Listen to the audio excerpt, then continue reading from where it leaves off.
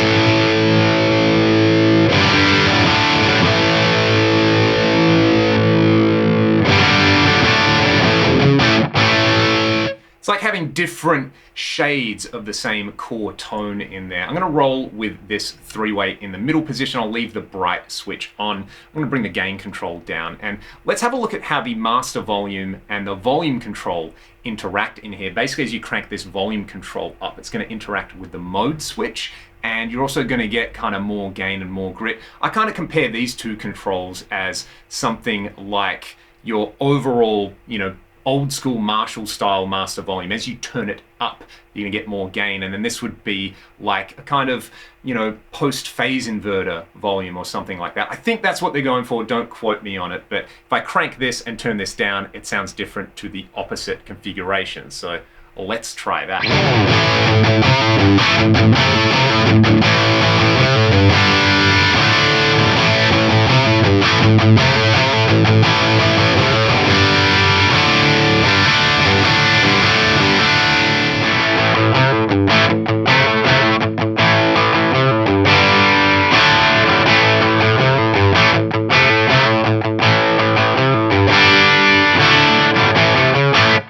You can hear there that with this volume control turned down, you're getting way less grit, you're getting way less kind of sag and squish, and it's basically a brown control on there. So I like it up past 2 o'clock, up to around 3 or all the way up. We'll roll with that, and now I'm going to bring in this shape control on the right hand side. It's currently in the middle.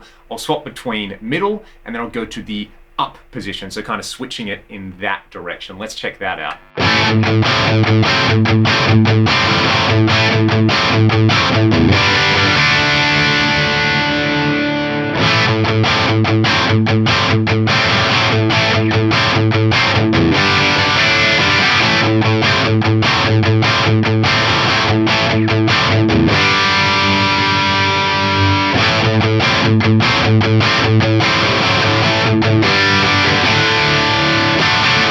Let's do the same now with the down position. You could hear there in the up position, it was kind of like a little pre-EQ, just kind of making everything a little bit tighter.